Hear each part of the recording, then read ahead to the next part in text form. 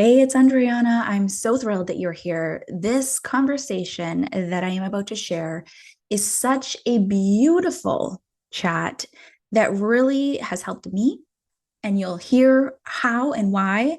But I feel like it's a conversation that is so important for us all to not only understand and comprehend on a conscious level, but to internalize and really put into practice in our everyday lives because to be able to access and just tap into and amplify your intuitive gifts truly will save you so much time and alleviate so much frustration in your life. And this episode is chock full of the ways that you can tap into your intuition, how you can learn to trust your intuition, and ways that you can put it into practice in your everyday life, understanding how that process works.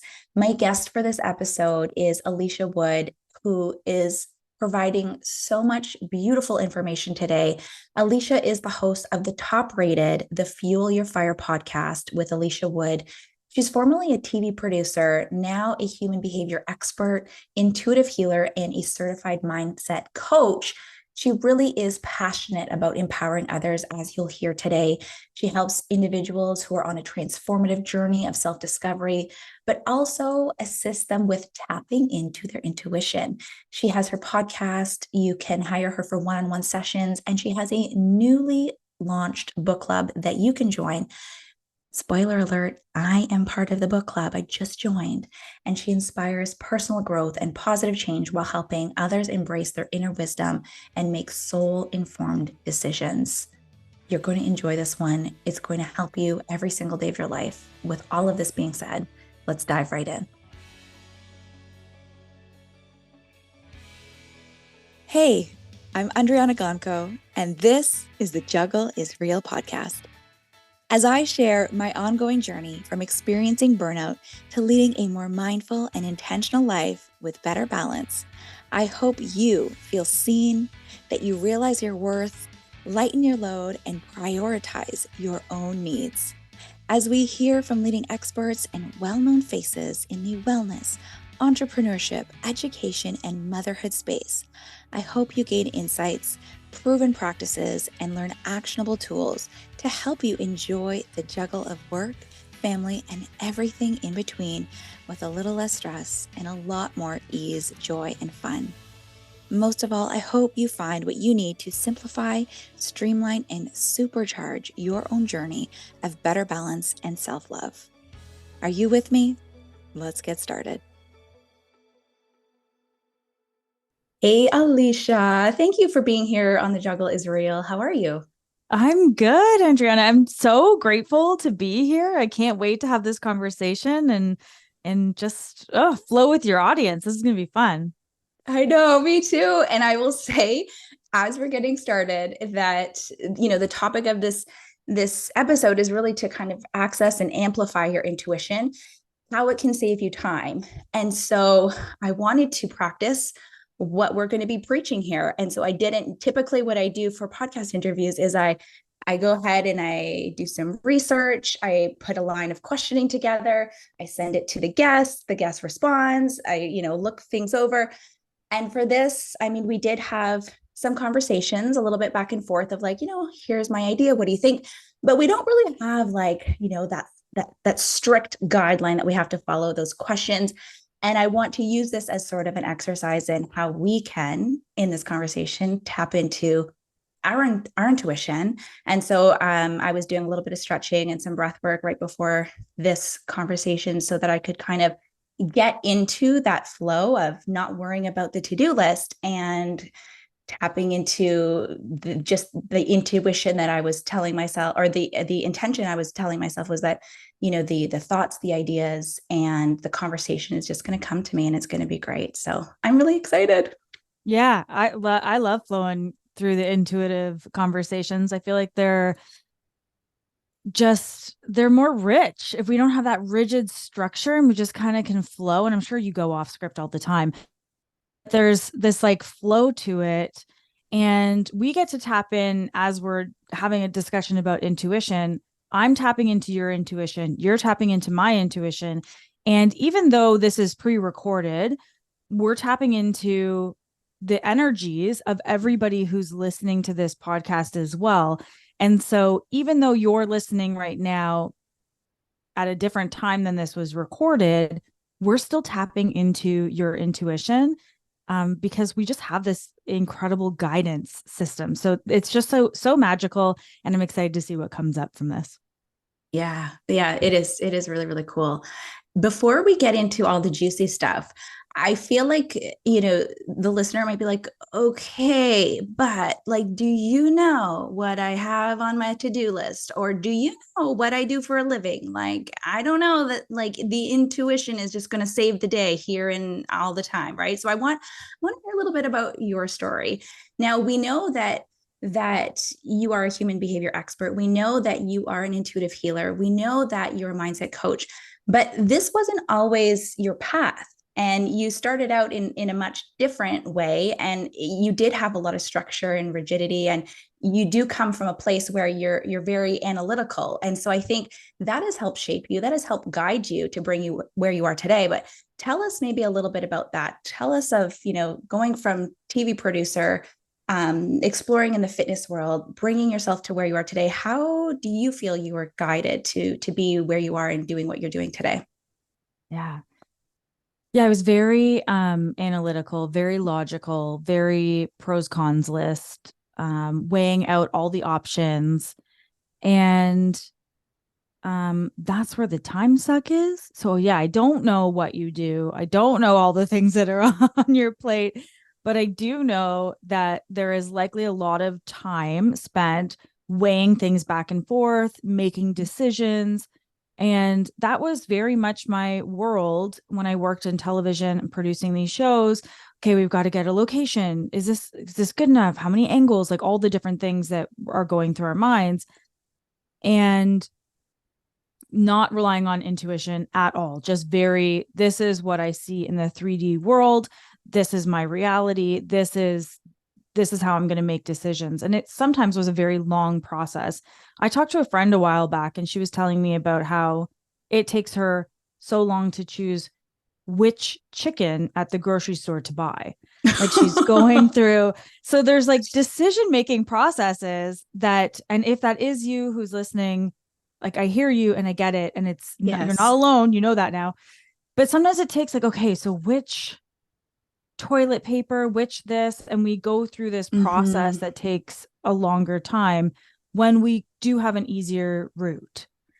And yeah, so I think that the evolution of my journey has been letting go of what I think and how I think things need to be, and stepping into a world of what if it could be easier?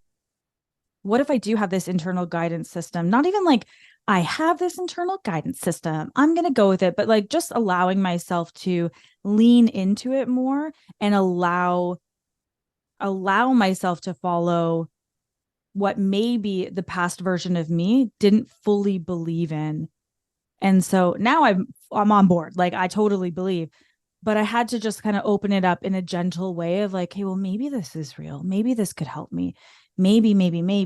And we do hear people say, follow your intuition a lot. And so it is something that as a culture we believe in, but I don't know whether we've taken it as a like collective as far as we can. There's so much more. Yeah. Okay. So then what do you feel our intuition is? Like, how would you describe it to someone? Because I mean, we hear that, follow your intuition, but what does that mean? Like, what is our intuition? So our intuition, the way that I see it, is an internal guidance system. It's specifically for us. Our intuition, like my intuition, like no offense, but does not care about you and the outcome of your goals. It cares about me and my life and what I came here to do. So it's always guiding me. You have your own intuition system that's helping guide you and has no cares about me and my life and what's going on with me. It just wants to help you live in, I would say, like alignment with your soul. And so the way I see that it works, and so this is where my logical mind comes in, because I'm like, I want to understand how it works. Mm-hmm. So you ask for guidance, like, okay, I think I want to move. I want to move. Is it in my highest good to move? And you may not get that answer right away. But what's happening is you ask the question, your intuition. And so like I picture it like kind of like a dog. Like it's just like, okay, there's a question. Okay, cool. I'll go out and find the answer and bring it right back to you. So your intuition then goes out, talks to like source, figures out all the information, sees where all the puzzle pieces are, and then comes back to you and says, okay, like this is your next best step in the moment now. And that seems like it's a long process. It's an instantaneous process. And then you start to receive the responses. The more you practice this, the faster the responses happen. In the beginning, it might take a little while to like see the signs, to set it out, which is fine. Just allow whatever timing needs to come into play. So that's how that's how my logical brain feels calm, understanding this like unfully knowable thing. Right. Right. So it's sort of like this internal GPS that we all have.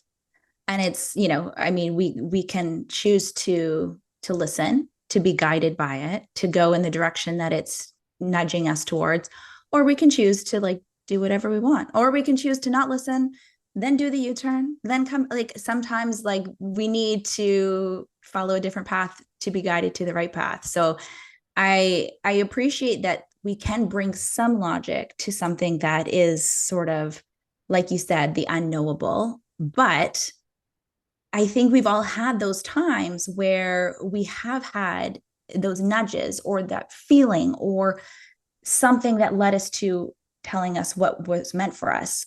Or we had that feeling, we didn't follow it, and then something happened, and then we go back, we say, oh, I had a feeling about this. I knew I shouldn't have done that. Tell me about this. Like, do you feel that as a society, we're really wrapped up in more of like a masculine energy of like doing and being and just attacking goals, where we're not allowing maybe that more feminine energy of feeling into things, being more guided by our intuition? Like, why do you think we're not just automatically going with our gut or our heart or what our intuition is telling us? Yeah, I would say it has a lot to do with our conditioning. We've been told to go, go, go. You got to get this great career, got to have your kids, and then like also be like this career woman. And there's like all of these things that we need to be doing. And so then we've got like our ridiculous to-do lists. There's just so much that we have to do that it's like, yeah, I don't have time to like just be and like flow and allow my intuition to talk to me. Like, fair. Like, okay, how much time do you have? Because I don't have time to just sit and listen. Yeah. Intuition is always speaking to us. It's just, I heard somebody describe it the other day in such a beautiful way, where it's like it's the same volume always. The information is always at the same volume. But if your life is really chaotic and noisy, it's harder to hear. But when you take those moments of quiet, and it can be any moment, like just taking a walk back to the door to lock the door on your own, like those moments when you're by yourself, especially, you have a little bit more silence, a little bit more space. And so the more I think you embrace those moments of in between, the more that you can access the information.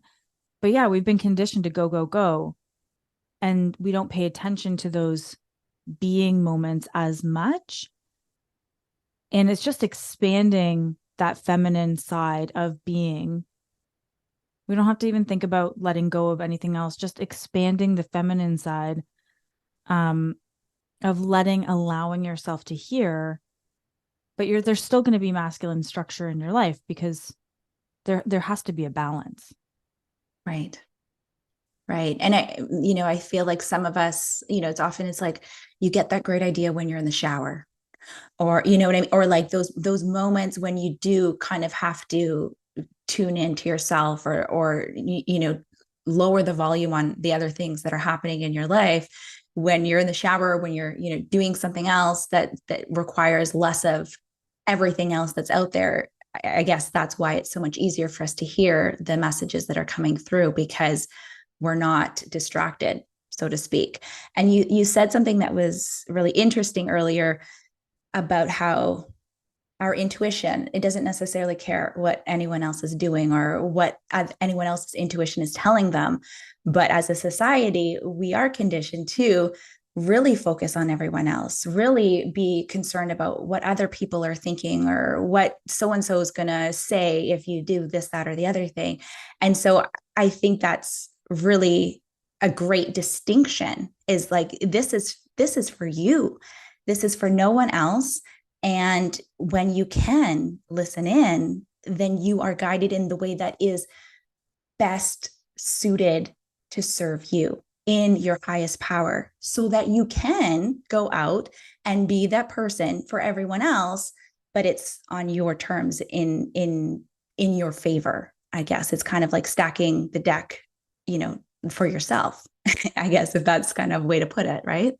Yeah, absolutely. And we've been so conditioned to think everybody else first. Let's help everybody else first.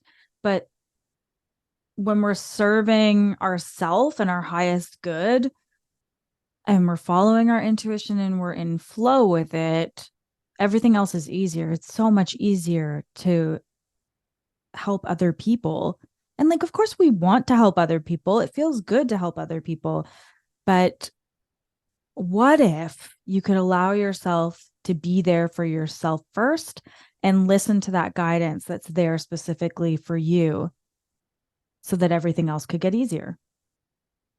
Okay, so tell us how to do this, because I guess for some of us who maybe we have had the little nudges, we have the feeling, and I know it can feel different or come to us differently. Talk to us about how our intuition may come to us, because I know it's different for different people. And how can we tap in? I know we're going to turn the volume down on what else is going on, but you're telling us we're going to save time. And I know that the listener can appreciate that. They're like, "Okay, let's save some time here. I got lots to do. Well, let's save me some time. I'll tap into my intuition." How are we doing this? How, and where is it coming from? Okay. First, I'm going to answer the how can it come to you, and then we'll do an exercise that's one of the ways. But I don't want you to limit your intuition through this exercise. Your intuition can come to you in so many different ways. It can come to you as, and I'm going to leave out things too. So there's still more beyond this, but it can come to you through a knowing. So you just know something. You don't know how you know it, but you just know it. And you know that feeling because you know the times when you didn't listen to your intuition and you're like, I knew it. You tapped on that earlier. Yeah. That's the same thing. So now it's just getting in the habit of following it when you know it. And then you might have a thought come into your mind that you didn't generate. And so it's almost like you're just out of nowhere, you think of something. You weren't thinking, there was no train. Like, when you have a train of thought and you're like, okay, what am I going to make for lunch? Oh, ham and cheese sandwiches. Or remember that time I had ham and cheese sandwiches at that picnic? And then you've trailed off into a bunch of thoughts. It's not a trail thought. It's a thought that's dropped in. It's almost like you didn't think it. You didn't actively think it. Something dropped it in for you. Another way is through somebody else. So, and this one's like really magical and also can also make people go, what? Which I totally get, is your intuition can come to you through somebody else. So somebody might say something and you're like, and something just kind of triggers for you and you're like, oh, that thing. So it might be an idea about, if you've been looking for a new babysitter, for instance, and then somebody says something, you're like, oh yeah, Margaret's daughter. something can trigger that where your intuition made it land in your head through somebody else. And that person didn't tell you, they weren't maybe not talking about Margaret for that reason, but you just kind of tapped into that next solution for yourself. So now the key is like, okay, I got to call Margaret to talk to her daughter and see if she'd be interested in this. And then there's so many. Who's this Margaret, by the way? Like, let's call. I know. Give me your like, number. Let's get Margaret's number in the show notes. Throw it in the podcast notes. Totally. Yeah. So, and then there's more, and then there's more, not limiting how it's coming through. You might have a vision, a memory might pop into your head from seemingly out of nowhere. And then you can actually ask yourself how. Or you can ask yourself specific questions, which we'll dive into in a minute. Okay. What about sort of the feeling that some of us might get like in a different place? Like, like something, a lot of people will say like, my gut is telling me. Like, is that your intuition coming through like an energy center? Or and I have talked about human design on other episodes of the podcast, which is just a fascinating topic unto itself. But from my understanding is sometimes depending on where our energy sources are from, we might be guided through different ways. Can you speak to this at all? Or yeah, a little bit. Yes. The more you tune into your body, the more you'll start to understand the language of your body. So you could get like, and you might feel that in the exercise that we're going to do, it could show up in a certain way in your body. So some people feel like their heart lifting when something feels right, and they might feel their heart sinking when it feels like no, or a pit in their stomach. Everybody's going to feel it a little bit differently. No two people are the same. So I think that kind of the prescriptive way of saying like, you'll feel it in your gut starts to have other people who don't feel it in their gut going, I don't have that. So I want to make sure that everybody leaves it very open. And I think that that's the key to building your relationship with your intuition, is being open to it, being whatever. And this is the toughest part, is letting go of your mind where it goes, that's probably not it. And it tries to talk you out of it, because your mind is going to do all these trickery things to try and talk you out of that being the thing. Just allowing it to be and going, no, what if it is? What if it is? And then just keep playing with it. And we'll talk about that more too with the exercise. Okay. Well, you keep talking about this exercise. I want to do this. You're going to kind of walk us through one way of many that we can learn to access and tap into our intuition. Yes. Okay, so let's do it. This is a way where you can do this preferably in a quiet place in the beginning when you're getting to know it. So now this goes against the whole, I'm saving time, but now you want me to take time? Over time, it's going to save you more time. So, if you are driving, don't do this. Come back to this podcast after. You can listen to us and hear it. And you might be able to do it with your eyes open and just see what kind of taps in for you. But definitely don't close your eyes while you're driving. That seems pretty straightforward. Okay. So let's take a second. I like to kind of put my hand on my heart. That just feels good for me. That's definitely not a way that you need to do it, but that's just what's feeling good for me right now. And then I'm putting my hand on my heart and on my stomach, just throwing that out there. The double hand approach. Okay. Beautiful. And so maybe just take a big inhale, big exhale. And I want you to mentally kind of clear all of the energy around you. So I'm picturing like a broom just sweeping away all of the things that happened before in my day, all the things that I'm thinking about coming up, and just kind of like grounding myself and releasing any things going on through my mind. So I invite you to do that however it looks for you. And then ask yourself a question that you know, so that we can start to get a yes. So I'm actually just going to start with the question, or the almost like direction of show me yes. And then we're sitting and we're just feeling, noticing, being aware of what's in our body, what's in our thoughts, just being aware.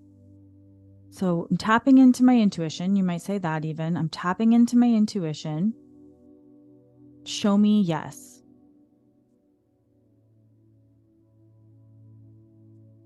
Andryanna, what comes up for you?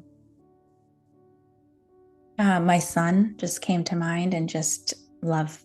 And yes, of course, I love him. My heart is just full whenever I see him. So this picture of Zach coming to my mind with his little glasses on, smiling, is like, yep, that's love. Absolutely.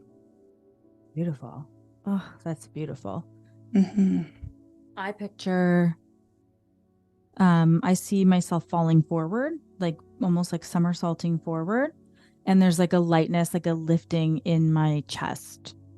So this is just to give the audience an idea of some of the responses. Okay, and then let's ask, okay, intuition, show me no.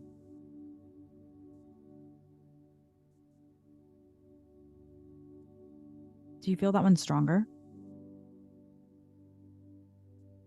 I don't know if my logical mind is trying to rationalize this one, but it's just a feeling of black is coming to me. So I don't know.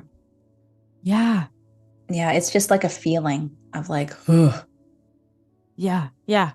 Everything, I like shrunk. So everything in my body like shrunk. And yeah, there was like darkness.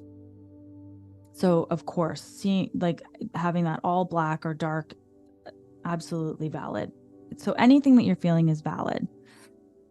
So now asking, and so for me, obviously I'm going to ask, is my name Alicia? For the audience, obviously ask your own name. So you know the answer to this. And so asking yourself, is my name? I literally just hit the mic because I like leaned forward. Mm-hmm. What about you? Anything come up for you there? Yeah, just the lightness. Yeah. Just again, sort of like a happier feeling, a brighter brightness. Beautiful. And then is my name Steve?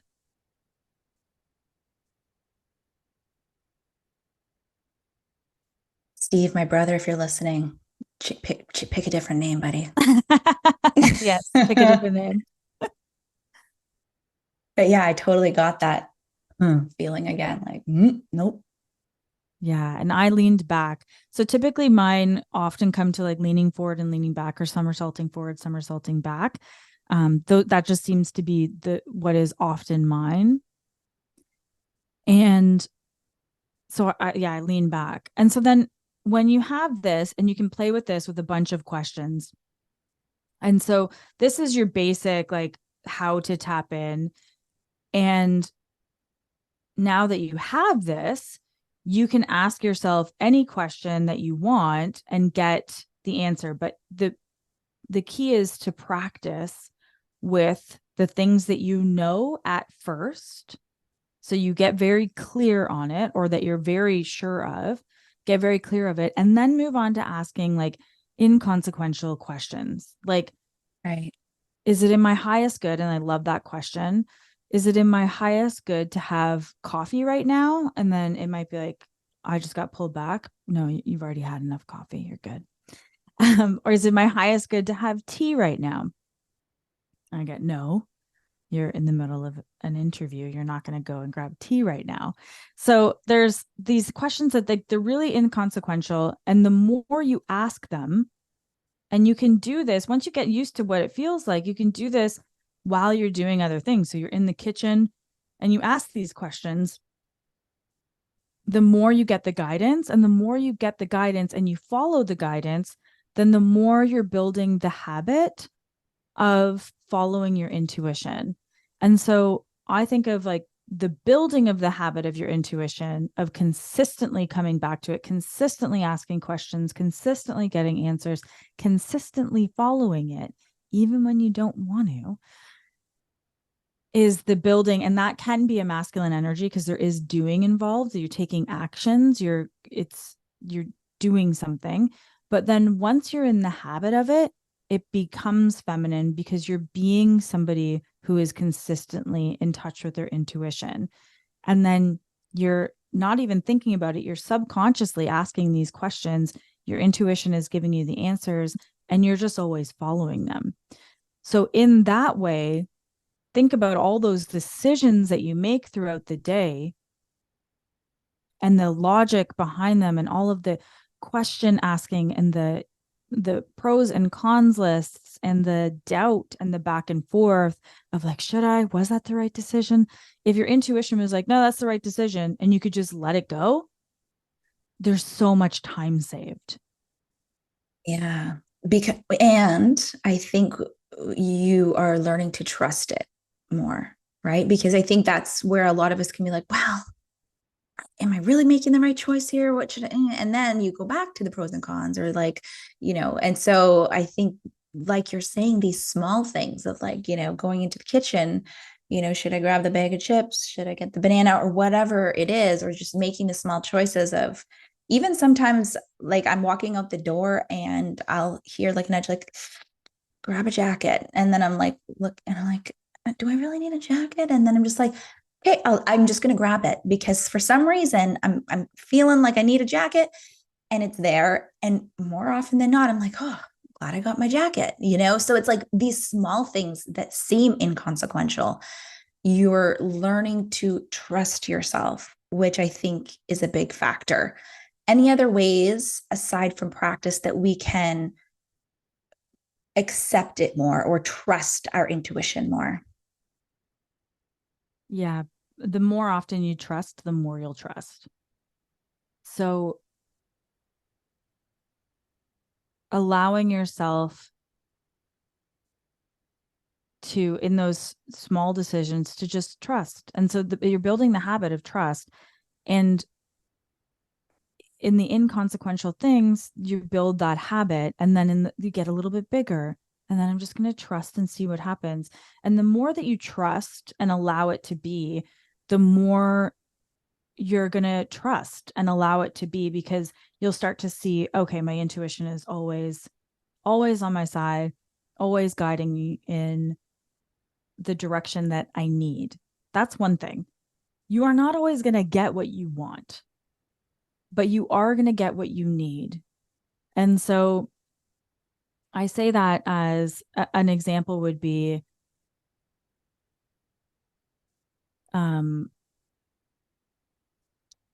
if you are wanting, okay, I'm just going to use a food example because that feels like the most straightforward, but it's just like, is it in my highest good to have chocolate right now? And your intuition's like, nope. And you're like, but I really want chocolate right now. Like, you're not always going to get the thing you want. And I say that on a very small scale. I've had situations where my intuition has like blown things up for me. And I'm like, oh, okay. And that, I mean, at those points when your intuition blows things up, it's typically because you weren't listening. Like, I know for sure I've been told, this is not working. This has to stop. You have to change this. And I'll be given all of these signs that something isn't working out, or that this change needs to happen. Start doing this. But my mind is like, no, but I really want this. I want this to work. I want. And my intuition's just like, yeah, but it's not in your highest good. This is not the thing that's going to help you in the long run. So you're going to have to go through pain right now in order to get to the thing. And I say pain, like not physical pain, but mental anguish, to get to the thing that's actually in yours and your family's highest good.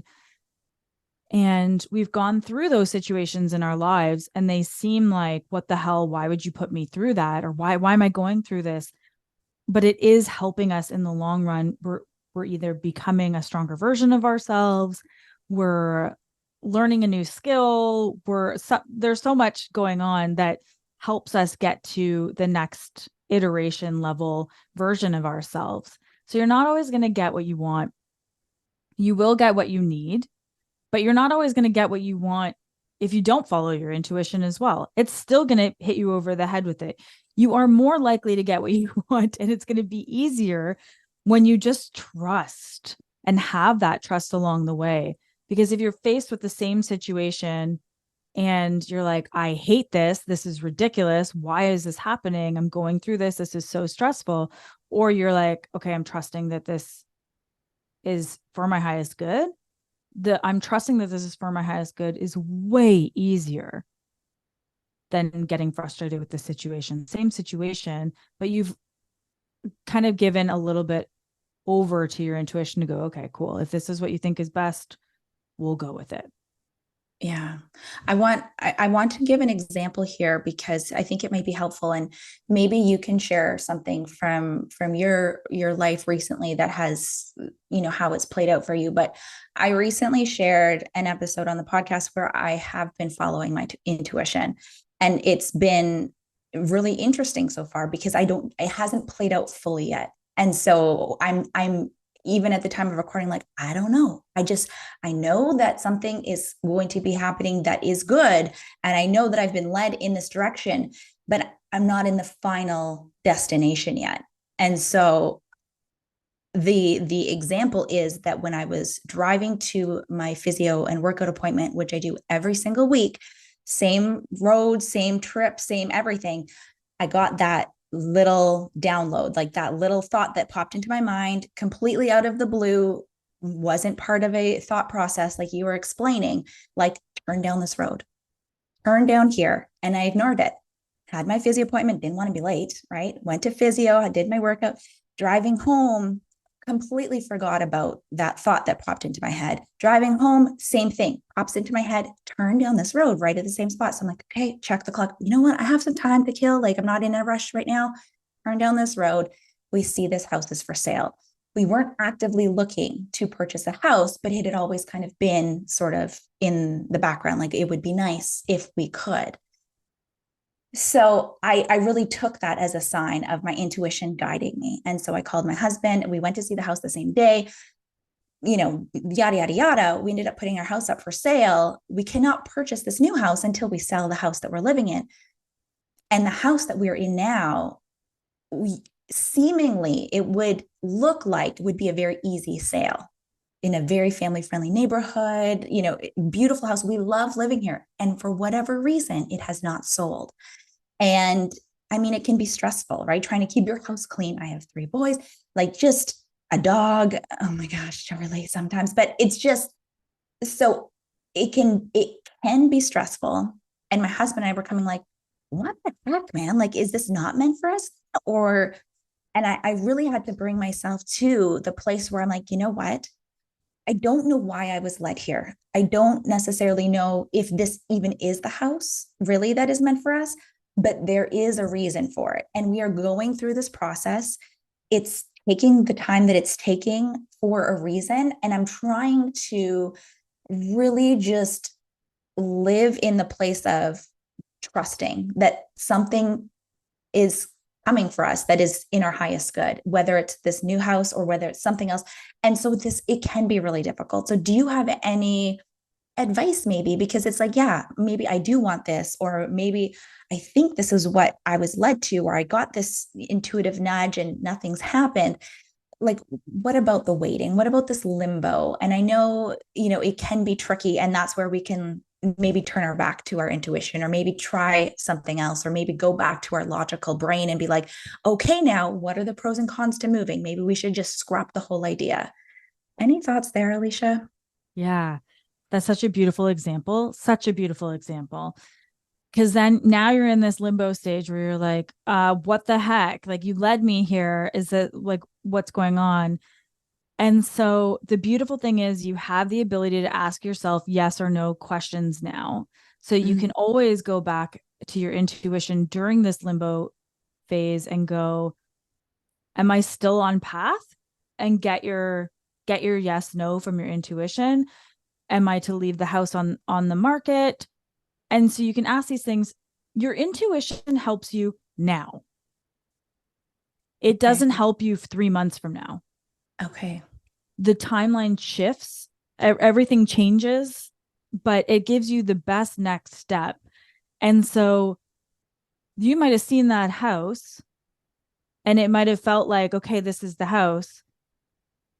And then your intuition's like, good, we got her to pay attention. We got her to put the house on the market. I'm giving you a situation that may or may not be the actual situation. We got her to put the house on the market. And so during this time that the house is on the market, it might be, your intuition might be like, hey, cool, the house is on the market. She's ready to go. But we've actually, this other house is about to go on the market, but now she's already in this way of having the house up. She's already going through this process, but this house is actually the house for whatever reason that it's a better fit. There's certain energies in the house, like whatever it ends up being. You just never know where you're going to end up being until the end, where you might look back and go, oh my gosh, you might be in a totally different house, totally different area. Like who knows? And you might look back and go, imagine we ended up in that other house and we weren't here. So it's a little bit of releasing, like, okay, maybe it's that house, maybe it's not that house. Mm-hmm. But maybe I was supposed to, is it in my highest good to have the house on the market? And so you start to like ask all of these questions. You can get some more answers, but it can't tell you the future. It can only tell you the now. The now. I love that. So it's keep asking yourself these questions. I love how you've sort of framed that. It's like, am I still on path? Or like asking yourself, what is that next step? Not knowing in 5 years, what your 401k is going to be at, but like today and now, how can I move into the direction? Or what is what is that next step that I should take? And is this the right step for me? And asking yes or no. I love that. And I think it can be so helpful, especially for anyone who is a bit indecisive. I have a friend who like, it takes her like so long to just choose something off a menu. And finally, like for the longest time, she would just say, fine, what's on the kids menu? I'll get the chicken fingers, because she couldn't make the decision. And so I think even like practicing with these little things, never mind these bigger things that might be a little bit tricky. But something that you said, and even as you were posing those questions, I was kind of like feeling into like, taking those questions for myself and feeling what the answer was. And what you said was, maybe we're going to look back and we're going to say, well, thank God we didn't get that house, because now look where we are.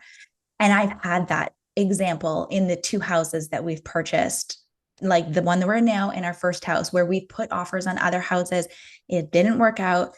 For some, we were just really upset and heartbroken. And then we did. When we found the house that we then lived in, we were like, oh my God, thank God we didn't live at that place or that place. Thank goodness this was what was meant to be. So I think we all have evidence of when it's worked out for us, right? And do you find that's helpful, is kind of keeping that little bank of, remember when I trusted that intuition, or remember when that happened? That helps us trust more. Yeah. I call it my little evidence bank. I just toss all the things in my evidence bank of how things have worked out. That way I have this huge, we're evidence seeking beings. We're like we're going to find the evidence. And so if you're like, things don't ever work out for me, you can find all the evidence of how it didn't work out. But if we consciously choose to like, no, it did work out. When did it work out? And consciously look for that, because it's actually more challenging for us to look on that side. We're just so conditioned to look at the negative. And Yes. So the more we look at the positive, like, when did it work out? When did it work out? When did my intuition come through for me? That helps us build the trust as well. So that's a great way of doing things, is just building that trust over and over and over and over again. And you will not follow it sometimes, and that's okay. A quick example of where it's happened with me is my husband and I were excited about leaving our house. We were going to move, and we were like, okay, well, what if we move? And like, we had all these ideas. We were in Toronto at the time. We're like, maybe we'll go to Nova Scotia. I think we just want to be out of the city. And we had all of these ideas, and we'd take a bit of action, but then we'd stop. We'd take a bit of action, then we'd stop. And this had been going on for a little while. And then, eventually somebody moved in above us. We were in a stacked townhouse. Somebody moved in above us that was extraordinarily loud. They had. Was it my son? Okay. the bass was going, like it was aggressive 3 a.m. bass, and we essentially got pushed out of the house. There was like, we'd ask them to turn it down. There was a whole thing. I was like, we have to go. And we look back, and that's happened to me twice. I got pushed out of places. The first time somebody was complaining about me being too loud. I was not loud. It was like watching TV, and they were complaining. Obviously, Mr. Heckles from Friends.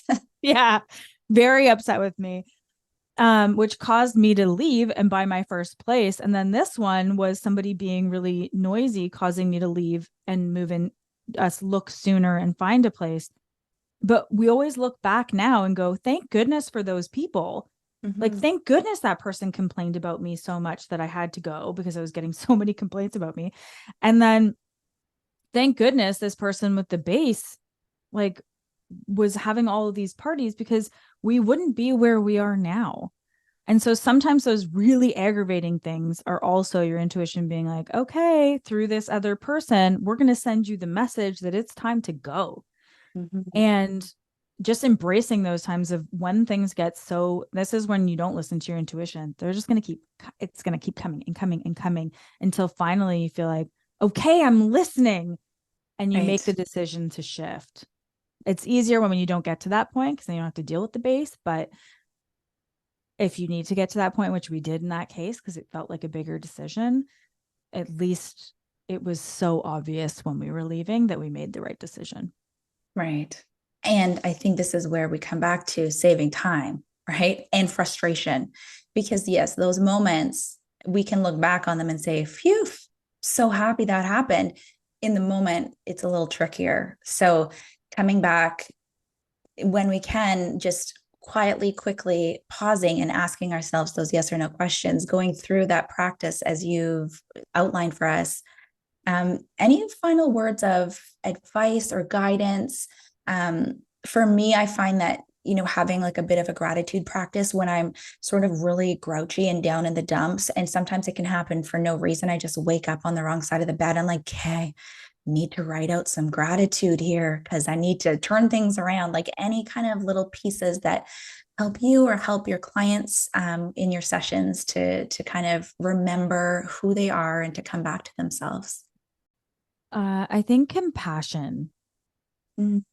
Compassion for ourselves. And I'm working on this too, which I find often things will mirror with clients, is being kinder to ourselves. So if we are feeling down, it's like, that's okay.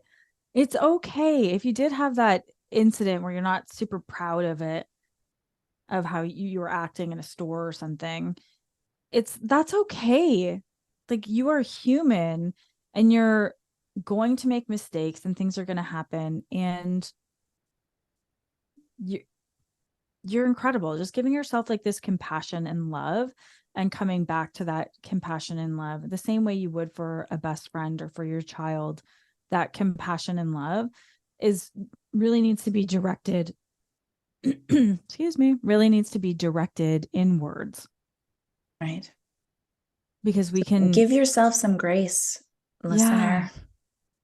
Give yourself some grace. And so if you're not following your intuition or you ignore it or whatever, that's okay. Give yourself grace, compassion. It's okay. You have not lost any time. You are not starting from the beginning. If you forgot to ask questions and you did the pros cons list, that's fine. Like, all of this is fine. This is just one way that you can tap in and have those answers in an easier way. And if you forget or you don't listen or whatever, just don't beat yourself up. Give yourself some compassion. Love that. The last thing I want to ask you about, Alicia, is this book club that you are introducing. I think it's such an interesting concept. And I mean, obviously the idea of a book club is not new, but I love how you're approaching it. And the book that you chose is called Seed of the Soul, for the first book within this club by Gary Zukav. Now, were you led to start this? This is kind of a new offering that you are putting out into the world. Tell me a little bit about why you chose a book club, what brought you to choose Seat of the Soul as your first choice, and sort of what this book club is going to be all about. Yeah. So yes, I kept getting the nudge, book club, book club, book club. I've never been part of a book club before. So I was like, I don't understand. Like, what do you mean you want me to do a book club? It also kind of goes, the traditional structure of a book club goes a little bit against the way that I like to read books. So it didn't fully land for me. I was like, I don't know if this is going to work, meaning that you typically read like a book a month or something, and you're rotating through them. I decided to do a 6-month book club with the book, The Seat of the Soul by Gary Zukov, because that book changed my life so dramatically that I wanted to be able to help other people with it. But I asked my intuition, I was like, is this I kept being told the seat of the soul. And then my mind just started going like, no, I don't know if that's it. I don't know. I was like, no, it's the seat of the soul. I was like, okay, it's very clear. Nope, Save this yourself is what some time, do. Alicia. Yeah. We don't need to go back and forth on this. Just It's the seat of the soul. This is what people need. And I was like, okay.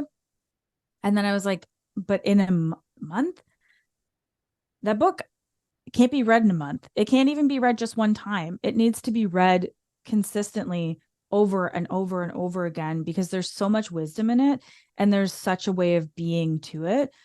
So the book club is actually us going through the book for 6 months. We are diving into the material, a couple of chapters, which makes it way easier for people because they don't have to read a whole book in a month. Like, there's a lot of time that we're putting into it. So you're reading like a chapter or 2 a week, and then integrating and experiencing what it is that you're learning, because we can know a lot of things, but it doesn't actually matter how much we know. It's the integration, which is why we did the exercise today. We want people to actually experience their intuition, not just know about intuition. So that's where it came for me. I'm like, the amount of things that I've had a year of a lot of things going on in my life. My dad passed away. This is all in 6 months. My dad passed away. My aunt passed away. My dog passed away. And I had a career transition. And I don't know what this would have been like if I hadn't read and integrated the work from The Seat of the Soul. So yeah, that's what led me to it, just to be able to help other people go through whatever is going to come up in their lives.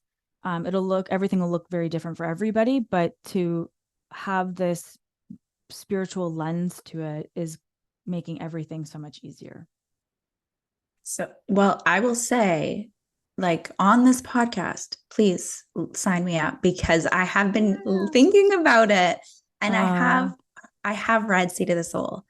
I listened to it actually, and I have the audio book, and it's hard to take in. It's like it's more of like a study book. So I appreciate that you're going to guide the book club through the small pieces so that you can there's so much to it, but I understand how it can be so helpful and transformational once you really once the ideas and the concepts, once you allow them to sink in. And with a format like a 6-month book club where you're kind of meeting or you're listening to recordings on a weekly basis, you're doing a little bit at a time, and so it doesn't feel so big, it doesn't feel so, I'm going to say woo woo, like so out there and so like different from what you've been told your whole life, because you're taking a look at it from like a smaller lens and you're really focusing on small bits and pieces. So I'm in, Alicia. Let's do this. Excited. You're going to love the group. I'm so grateful that you're going to be part of it. And that you have the audio. So I send everybody the physical book, but having the audio. So I have it on audio and physical book as well. And I'll just listen and read. There's just such a beauty in that as well, taking it in a few different ways. So I'm thrilled that you are joining us. We're going to have an amazing 6 months together. So am I. Thank you. And for anyone listening who wants to get a little bit more information, I'm going to put a little link in the notes for this episode, as well as some other ways to kind of get to know you and maybe work with you. And for anyone who might need a little more assistance or guidance in accessing and just amplifying your intuition, there's some information there. Alicia, it has been so great chatting with you. Thank you so much for being here today.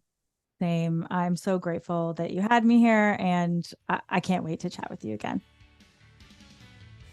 Ooh, yes, that was so good. I don't know how you're feeling. Ask your intuition. Was that nurturing for you?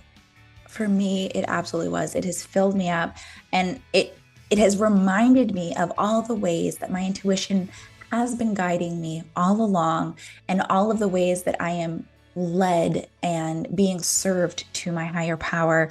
And I know that you have all sorts of examples that you can lean on, that evidence bank that you can turn to. And now you have a practice and a guide for how you can access and amplify your intuitive gifts to save you that precious time that we cannot get back. So thank you so much for joining this conversation, for listening in. As mentioned, I have included some links on how you can work with Alicia if you want to join the book club, and if you want to tap into those intuitive gifts a little bit further. If you like this episode, I'll ask that you write me a review in Apple Podcasts, that you rate it in whatever platform you prefer, and maybe you share it with a friend, one friend who maybe needs that trust, that inner compass, and to come back to themselves so that they can really understand how they're being led. It has been my pleasure publishing this episode today, and I can't wait to see you for another episode of The Juggle is Real. Until then, take good care.